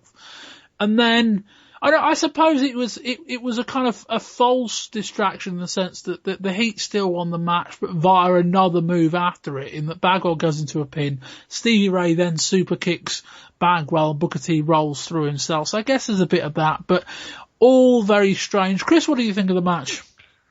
It was alright. I'm not a massive fan of Bagwell and the Patriot, but there's definite potential in Harlem Heat. I think you put those two against people that are a bit better standard, I mean, you could get a really good match out of them. I do like how Sherry is with them and is still up to what she does best, but she wasn't on form tonight. Thoughts on the match, Ryan? It was a bit of back and forth, usual. It was what it was, really.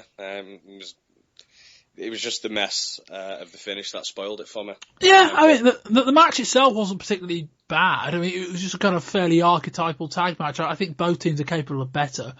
But no, Chris, I'm in agreement with you that I kind of like Harlem Heat. They both look phenomenal. They both got a great look. But I'd like to see them tested. And as we heard in the news, the Steiner brothers may be on their way into WCW in the next couple of months. I am kind of hopeful that we get that match, because that could be something else. There's definitely a match that you want to see. Go on, Chris. That's definitely a match you want to see, them two against the Steiners. That's going to be hard hitting. That could be excellent. Well, I take it your sentiments were the same. Yeah. I mean, I was already going to say about Harlem Heat. I mean, it's like wrestling. It's like watching people wrestle two brick walls, but putting the Steiners in there as well. That is going to be that is going to be a hard hitting. Yeah, I said there's WCW's tag team roster. If they could, keep this. I like the Stars and Stripes. They're good. Harlem Heat, the Nasty Boys, adding the Steiners. All of a sudden, like that's there's some good matches there. There really are. Like, some different styles of matches, as we said before with the Nasty Boys. I don't think you want them trying to out-wrestle the Steiners. But if they all work with each other, some potentially excellent matchups. Anyway, we have a Hogan and Savage promo. I didn't make any notes on it, so I'm presuming it was just a fairly bog-standard promo. We then go into Sting versus Avalanche with the Guardian Angels, special guest referee. Sting lobs his jacket at Avalanche, and the match begins at a pace. Angel quickly gets involved, warning Avalanche. Sting drop kicks Avalanche over the top rope to the outside. Angel then tells Sting to get back into the ring. Sting goes for a body slam, but buckles under the weight. The crowd audibly gasp. A little bit strange, given they did that spot more than once at Starrcade. The pair bounce off each other. Avalanche drops to the mat. Sting bounces off the ropes and flops back down, headbutting Avalanche in the groin in the process. Sting hits 4 Stinger splashes in the corner, then hits a body slam before locking in the Scorpion Deathlock. Avalanche appears to tap out, sort of, then referee Nick Patrick runs out and ends the match, saying that Avalanche tapped. Angel pushes Patrick, then gets involved in a stare down with Sting. Sting gets a shot in, but Angel gets the upper hand. Angel takes his belt off and hits Sting with it, but out comes Styles and Stripes and Alex Wright to protect Sting and run them off. After the match, Gene grabs Angel. He says the Avalanche never quit. He then said, quote, "You'll have to answer to Big Bubba Rogers." Chris, what do you think? It was Earthquake/Avalanche by numbers as a match. You know, he did the same thing that he's always done in his WWF run and his WCW run. There's only so much even Sting can do with it. I like the heel turn. It means that we've got someone else for Hogan in Hogan versus Bossman. But Big Bubba. Or Big Bubba, as he's now going as. But it was as good as you're going to get with John Tenter. Yeah, and frustratingly, this is a match, like, I mean, you guys don't watch the TV in the levels that I do, and it's a match that we saw at Starrcade. I think we've seen it twice on television, and we've seen it here. None of them have ended cleanly. And it's a match I'm kind of bored of. It's not particularly a horrendous matchup. It's just that once you've seen it once, you don't need to see it again. The match at Starrcade was about as good as it was going to get between these two. I mean, this one was short, at least, only a few minutes. Wayne, what do you think of the match? Sting is great. That's what I'm saying about the match at all. Avalanche. Once you've seen it once, you've seen it all the time. My only grievement with the match is that it was a third hokey finish out of 4 matches we've seen so far. Yeah, Chris, talk to me about this finish. I mean, it's the kind of thing that I think sounded good on paper, but it was one of those where it didn't sound great, and I don't think it was executed very well. I mean, Sting rolls over Avalanche into the Scorpion Deathlock, basically a similar version of Bret the Hitman Hart sharpshooter. And then they cut into a very close shot of Avalanche. He's kind of, he's clawing, he's gasping, but he's not tapping out. And Angel's holding on, and I think quite rightly so. And then from really out of nowhere, Nick Patrick slides into the ring and says, no, he's tapped out. And ended the match. Chris, I don't really get what they were trying to do, because I didn't feel like, because the whole real point was that Angel was turning heel because he wasn't enforcing law and order, but I don't think Avalanche had been in the hole long enough for that point to make sense. And if he had have been, it wouldn't have really turned Angel heel. No, it should have been the other way around, with Sting being cheated out of the match as such, and sort of, not tapping, but being in a submission, and then, and then Avalanche calls for the bell, that kind of way, and then the referee comes out and says he didn't tap, but Avalanche, then Angel just beats him up. Yeah, they got it the wrong way around. Yeah. But it does smell of a dusty finish. Well, most of the show smells of Dusty Rhodes booking, even though I know he's not there booking. It was a dusty night. Yeah, certainly was. Wayne, what do you think of the finish? What was your kind of view on that? I mean, was it a bad idea, or was it just a badly executed idea? I think it was just badly executed. I mean, I was wondering what was going on when Bobby Heenan actually commentated by saying is Avalanche quitting, and I was thinking that as well. I didn't understand quite what was happening until the ref come in, and then it was like, right, okay, so what are we getting from this? And then obviously we got it with the Guardian Angel heel turn. What frustrates me is that if the referees are on standby at this degree, can't we get them out in all the other matches? Like, it's so bizarre. Chris, what do you think of the post-match thing with, you say, the heel turn? I mean, this is the second character, like, not just face to heel, although it has been. This is the second full-on character change that Ray Traylor, formerly the Boss, formerly the Guardian Angel, now Big Bubba, has had in less than a year. And it's like, this is all very odd. I don't understand why they're needing to do it.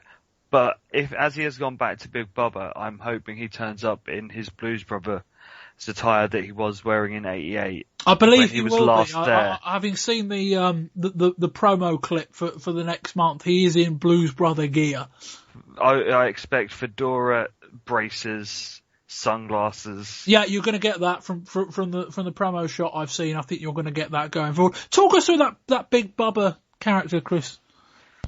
He initially sort of comes in as bodyguard for Jim Cornette in '88, whilst Cornette's managing the Midnight Express, and is basically just a hired heavy. Doesn't have matches, but is always there sort of getting cheap shots in.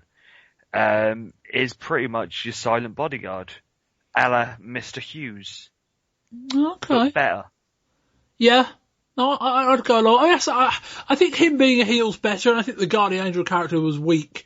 I just wish he could be the Boss, because I think that was the best incarnation of him. But we'll, obviously he can't, and this is their answer to it. I think anything's an improvement on the Angel, just for the fact that hopefully he'll be wearing some slightly better fitting ring gear.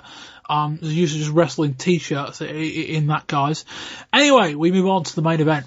The three faces of fear, well, two of them, the Butcher and Kevin Sullivan, versus the Monster Maniacs, Hulk Hogan and Randy Savage with Jim Hart. Hogan's attention is drawn by Vader at ringside. Hogan hits a 10 punch on Butcher. Sullivan attempts to interfere, but Savage cuts him off. Hogan tags in Savage and he hits an axe handle from the top rope. Savage unloads on both wrestlers. Hogan then bites Butcher on the head. Butcher then locks in a sleeper hold. Savage desperately tries to get involved, but the referee stops him. Butcher releases the hold and Hogan appears to be passed out. The heels celebrate and Savage climbs to the top rope, drops an elbow and, quote, revives Hogan, who jumps straight back up and wrestles the next 2 minutes. The whole thing never happened. Savage gets thrown over the top rope. Schiavone cries for disqualification, despite the fact top guys going over the top rope happened at least 2 more times during this show. Savage then gets drilled into the ring post and Kevin Sullivan attacks him on the outside. That beatdown goes on for a number of minutes with Savage in all kinds of trouble. Savage gets a jawbreaker and makes it to Hogan, who unleashes on both Sullivan and Butcher. Savage recovers far too quickly and hits an elbow drop.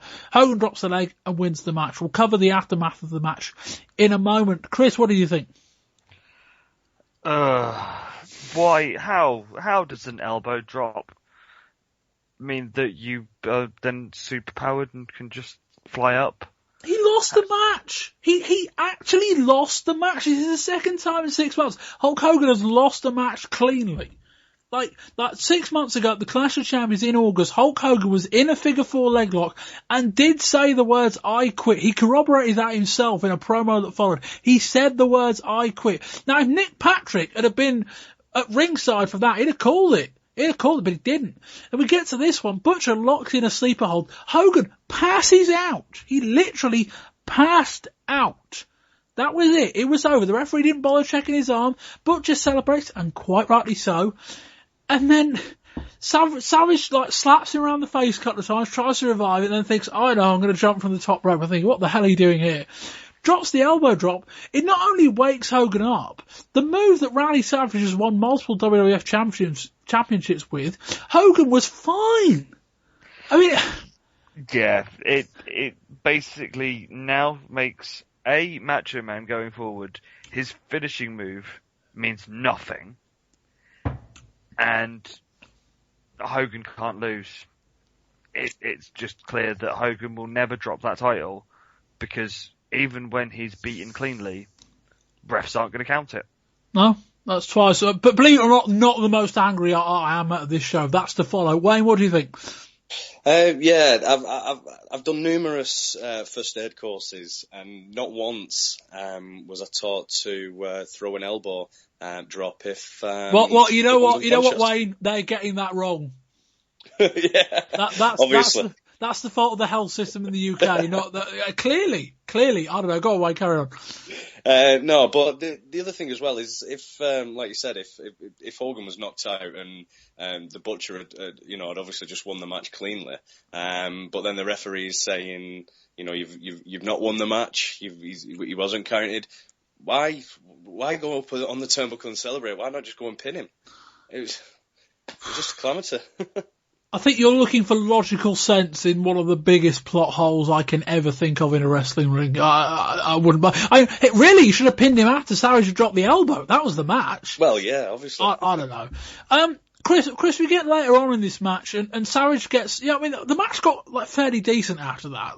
It was all right, and then Savage gets a fairly significant beatdown for a number of minutes. Finally, gets the hot tag to Hogan, and then within about 30 seconds, Savage is on the top rope, dropping an elbow again. A disappointing lack of psychology from someone who should know far better. It seems to be fuck logic. We'll do as we please. Is the only thing that I can think of that. Is it really was a moment of, we have been given a hiding for so long. I should sell. Nah, I'll drop an elbow. It's fine. And I've noticed it recently quite a bit with Hogan, but I have to bring it up. How is his style of wrestling a face style? With his back scratches, eye rakes, and cheap shots. And biting people. Yeah. How? It's not really, is it? It's one of those. It's been more so recently watching this stuff than sort of noticing it in WWF, but I have gone back and he did the same there. How is he the big American hero and when he doesn't wrestle clean or stay within the rules? Chris, you exposed a massive plot hole. The whole of Hulkamania is built on a lie. That's the best explanation I've got for that. I don't know. And yeah, I say that bit aside, those two bits aside, it wasn't actually an awful match. Hopefully, Mercy B, this is the end of Three Faces of Fear. Hopefully. Anyway, post-match. Vader comes in, knocks Savage out of the ring. Vader then gestures to the crowd. Hogan attacks him and Vader no-sells some particularly weak-looking offense before finally Vader hits a lovely powerbomb on him. Wayne, what a magnificent way to end the show. Vader, the big heel on top, powerbombs Hogan, looks strong. What a fantastic way to start this feud. Yeah, and then... Whoa, he has got a bit more. Sorry to cut you off. That was the director's ending. That was Bob's ending of this show, but it went on. Hogan pops straight back up. No sells the powerbomb, lays into Vader, him and Savage run off Vader, and they've ruined it, Chris. They've ruined it. It's awful. It's called Hogan Has Creative Control. It's called shit. It's a joke. I mean, even if Hulk Hogan is in this business to make money for himself, and he is, even if his only interest is his own pockets, it is in his interest to build up Vader as a convincing opponent, a convincing foe. And laying down for him here would have been the perfect way to do it. End the show like that, but he popped up.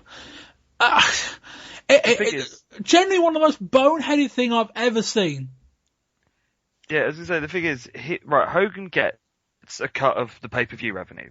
So, going into the first big pay-per-view of the year that doesn't have anything to do with either Flair or Hogan versus one of his mates. Or Randy Savage in the main event. We could get a massive buy rate if you make Vader go in and looking strong. So if we go with your director's edit, I want to see that match. Can Hogan come back against Vader? The WCW Clash 30 edit, what's the point? Because, Hogan is Superman. Wait, I didn't dream this, did I? I hope I did. Unfortunately, not. Vader and Hogan is the match we've been crying out for a long time. Done the way it should have been. We should have all been eager to obviously get the next pay-per-view. But Hogan leaving it on top, as he does always, it ended up being a damp squib. The only rationale is that Hogan's losing next month. That's the only thing I can think of, and they're literally just thinking, screw it, like, we're going to make them feel like the title change is impossible, and then we're going to do it. And it's completely counterproductive, but that's, as I say, it's not about Hogan looking after number one, because if Hogan was looking after number one, Vader would have done him here. Vader would have gone over looking strong, and Hogan would have won the match next month. That's Hogan looking after number one. This isn't it. This is, I don't know. Is his contract not enough, and he's just wanting to save face for himself? I don't know. I can't come up with a reasonable explanation why you do it. I mean, look, because you can no sell offense from now until the end of time if you want to do it. Be my guest, but you're not going to draw because nobody's going to believe you've got opponents. Chris, you can speak to this. Hulkamania in the WWF was built up on the basis that they built up people who people believed were going to beat Hogan. Now, most of the time they didn't, but that was the idea. That was the success. It was a very, very basic formula time and time again. The heel knocks him down. We get to the big match. Hogan wins. That's the formula. I don't know. If they'd have done this for Hulkamania, he'd be retired now. He wouldn't have been half the star he was. WWF would be a different company if Hogan, if they were still in existence. Would have been if Hogan had done this there, because how they did it there was you would get, for example, Earthquake came in, destroyed Jake, then destroyed Hogan. Hogan was out for 6 months, comes back, gets his revenge. You want to see that. Andre attacks him. Andre's never been lifted off his feet. Andre never loses. You want to see if Hogan can do him. Hogan and Macho Man, that year-long feud. Macho Man kept coming out on top. Can Hogan beat him? Him and Warrior, two immovable people that would somehow keep getting wins. One of them's going to have to lose. You want to see it. Can I cut in on the Warrior point? Because we say it never happened in the WWF, but there is a similar thing with the Warrior thing when, what year was there WrestleMania match, Chris? 90. That was what, WrestleMania 6? Yeah. And the finish, if I recall that right, was Warrior pins Hogan and Hogan kicks out on 3. And Hogan pops up, if I'm recalling this correctly. Yeah, he Are there any parallels with that? 3.5. Are there any parallels with that, Chris, with what we've seen tonight? I suppose he doesn't, really want to lose. But he didn't lose that match. He lost. Yeah. That's the thing. He did lose. That was the thing. He lost what it to stay strong, didn't he? Yeah. But because Vince was there saying, this is best for business. This is how we're going to do it. This builds you and him, and we can do a return on these things. Someone was holding the leash and not letting Hogan just go, I want to do this. I mean, I don't know. I mean, like, Ric Flair is the man in charge of the book. I know Hogan's got a ton of influence on that company, particularly on his own storylines, but they all must know. I mean, that's the thing. There's no idiocy here. They all must know what's going on. The only thing I can think of is that they couldn't stop it. That's the only thing, and that's a scary thought for WCW if they can't stop Hogan. He's going to do that stuff. Because he's going to bring them down from the top if he continues to do stuff like that. Wade, any more to contribute? Well, yeah, going through the Vader bomb on Hogan. And then Sorry, it was a Vader power bomb. Vader bomb was a very different move. Yeah, sorry, my mistake. Vader power bomb. And Hogan getting straight back up. Did I miss the Savage elbow drop? In what bit? On Hogan. What, during the elbows during the match to revive him from his coma? Yeah, he bounced up at the same pace as yeah, I mean, Hogan. I mean, to be clear, I mean, there are differences in the sense that, like, the storyline, suspend all rational disbelief. The storyline around the Savage bit was that Savage drops the elbow and it revived him. Hogan did briefly start selling this move. Vader turns back round, poses to the crowd, and then Hogan pops up. A bit like, you know, you might see The Undertaker pop up or something like that. That was how it was. It wasn't like Hogan, like, hit the mat, rolled over and stood back up. He did sell it briefly, but it's just, I can't put it into words. I really can't. It's just so bad. It's, whatever. Anyway, that'll end this review. Wayne, your overall thoughts and a score rating out of 10? I give it a 4. The Alex Wright, Bobby Eaton match, as I said, was, apart from, you know, the arm locks all the time, you know, there was an enjoyable match. Sting and Avalanche, even though we've seen it a lot, you know, like I said, I really do enjoy watching Sting, and, you know, in quick matches like that he's often enjoyable. But no, the 3 out of the 4 hawky finishes, and then that main event was enough to just put me off and wipe this from my memory. Chris, it's got a 3, and it's only because those first 2 matches were even semi-reliable enough to sort of keep the show going. If we'd have had the Bob edit, I feel that there may have been a few extra for, you know, the fact that Vader looked strong at the end. But the WCW edit has killed it. Yeah, I was kind of halfway through the main event. I was ready to give the show a 4 because it wasn't a particularly good show. I thought the opener was better than you were selling it. I thought the second match was probably worse than you're selling it as a collective, but I thought it was a decent show.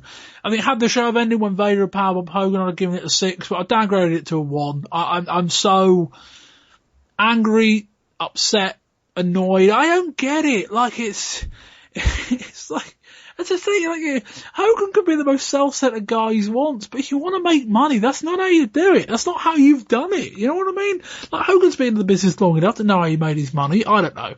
But yeah, very, very angry at that, and who knows where it goes from here. I mean, supposedly the theory goes that Vader might win in the title. I suggest that if Hogan's going to do that to Vader, that he won't be. I don't know. Anyway, that will wrap up this part of. Oh no, well, we've got TV review. There we go. Right. See, this is what happens when we pre-tape TV reviews. I forget them. Right, introducing the television review for the show after Clash of Champions.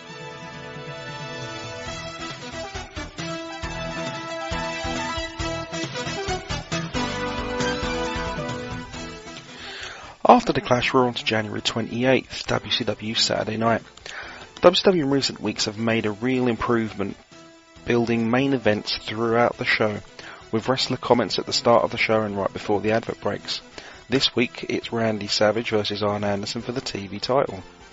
Paul Roma walked out to ringside during an Alex Wright squash match. The announcers are saying that there may be some jealousy of Wright from Roma. After the match, Roma grabs one of Wright's female fans from ringside and asks how the fan could get excited over Wright when she could have him. Roma flexes, but the woman eventually ushers him away and dances with Wright in the ring. At Super Brawl, we will see Sting and Randy Savage versus Avalanche and the former Guardian Angel, now going by the name of Big Bubba. Harlem Heat will defend their tag titles against the Nasty Boys. Dustin Rhodes will face the Blacktop Bully. Alex Wright will face Paul Roma. Dave Sullivan will meet his brother Kevin Sullivan in the feud that will never end. Hacksaw Jim Duggan up against Bunkhouse Buck, and of course the main event of Hulk Hogan versus Vader. WCW cameras were also with Flying Brian on the set of Baywatch. Dustin Rhodes defeated Jean-Paul Levesque cleanly. This was taped after his decision to leave the company had become known. Macho Man Randy Savage defeated Arn Anderson, but the pin occurred after the TV title limit of 15 minutes. The match continued, allowing Savage to drop his elbow, but he did not win the championship. After the match, a massive brawl broke out involving the stud stable and numerous faces, including Sting and Dustin Rhodes. Coming up at Super Brawl on February the 19th, the two of you are going to be facing the Avalanche and a man known as Big Bubba, who really stuck it to you at the Clash of the Champions, Sting. Mean Gene, you see that little smile creaking out the side of my face? It's because I'm standing next to the Macho Man, and he's so full of energy, so full of electricity, I can't stand still. I can't stop smiling. Even when I got somebody like Big Bubba trying to get in my face. Even when I got somebody like a big giant in Avalanche trying to get in my face, I'm filled with Macho Madness. You know what Macho Madness is? This isn't a guy that's going to kind of tiptoe his way through WCW quietly. He's going to make a lot of noise. He's going to knock a lot of people down on the way. That's why he's standing right next to me when it comes to the big talent. What a partner you've got. I've got a great partner, Stinger and the Macho Man Randy Savage. Masters of disasters. Yeah, the sky's the limit. Space is the place. When you go down that aisle at Super Brawl, we're going to do nothing but be victorious, and it's party time. And thank you to Colin for that. Now I can wrap up this month's show. There we go. All right, I'd like to thank firstly Chris Lacey. Chris, thank you very much for joining me today. You're welcome, Bob. Chris, always a pleasure. You have a podcast looking at WCW in the 80s going into the 90s. Talk us through it.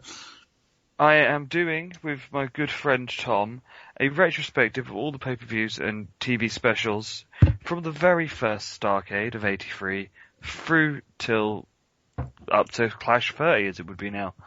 We're just about to release Clash 1. Well, Chris, we're out of 20 years ago mode now, so you can say you're doing it through to the end. Up to the death. Yes. the very, very painful death, because I was looking at one of the last pay-per-views before the end there, and the main event is Animal versus Jeff Jarrett versus Sid versus Scott Steiner in a four corners match for the title.